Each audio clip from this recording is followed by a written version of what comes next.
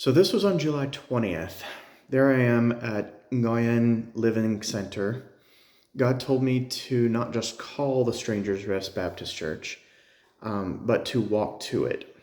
We could see it from the window, so it wasn't that far. I did it immediately instead of waiting an hour or two.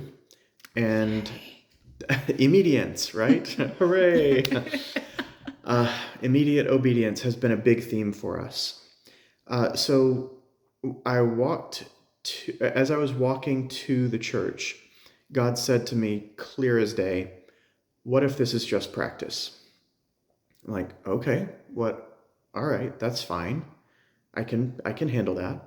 What if the next 10 times are practice? Mm-hmm. Sure, okay. What if the next 30 times are practice? Yes. What if the next 100 times are practice? I'm like, I get it. Yes. I mean, we'll at some point find a limit. And he goes, what if I don't tell you how many times are practice? I'm like, oh, there's the limit. Oh, okay. I didn't get it. All right. Yeah, that's hard, Lord. That's really hard. Not knowing what the end is very, very difficult. And even when I do know where the end is, 100 times away, 300 times away, that's very difficult as well. So he was kind of showing me where I am on the my own strength sort of scale there.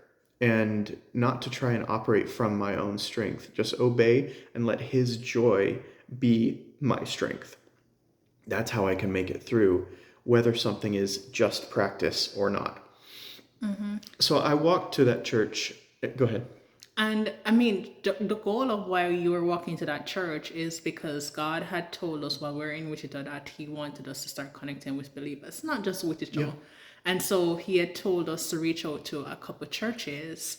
And I think this is where this would turn a lot of people on top of their heads because people always believe that just because God tells you to do something, that there is going to be a positive outcome I think to that's the it. hardest thing for me with these. If you remember a few videos back, look for the flamingo was the instruction he gave us as we headed to the bus station for the first time. It wasn't find the flamingo. And that was difficult for us at first, not to find the flamingo, but to be told, okay, you're finished, and without having found it. But he'd been stressing this theme for a while that there are going to be plenty of times where we don't know The outcome. the main outcome, not just some outcome, but the main outcome. Yeah. He can do things for a lot of reasons, but man. So I walked to the church. I knocked on the door. Nobody there. I knocked on the next door. Nobody there. And since this was just practice, since it might be just practice, which is the mindset that I'm getting myself in at this point, renewing my mind for what's the passage in Kings, First Kings, about the prophet getting the king to shoot the arrow out the window and then beating the arrows against the ground.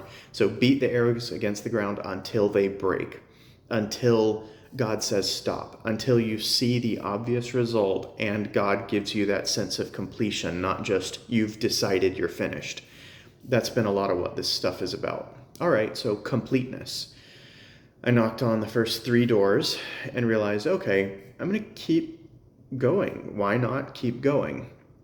So I knocked on the 4th door, the 5th door, and then I walked around to this. I was leaving and I saw there was a 6th door. I'm like, okay. I mean, practically a joke at this point, but I'm going to go knock on the 6th door. So I did.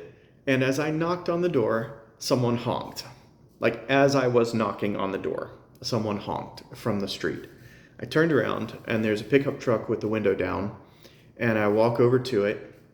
Turns out it's one of the bishops, not bishops, it was a Baptist church, so one of the deacons, one of the elders, basically.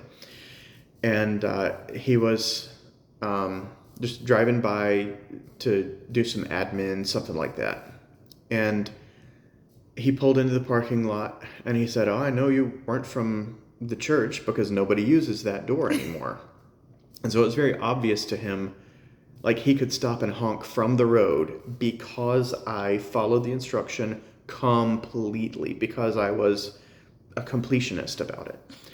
So he pulled into the parking lot. We talked for a while and prayed. So I got to pray with a believer and be ministered to and have God show me something cool because I completed the instruction. You did the practice. I practiced. I practiced completing. What's the saying that, I don't remember who says it, but practice doesn't make perfect. Only perfect practice makes perfect. So if I want to have good habits, I need to have good practice. Well, I practiced well, and it's building good habits. Yeah. Anyway, that's the video.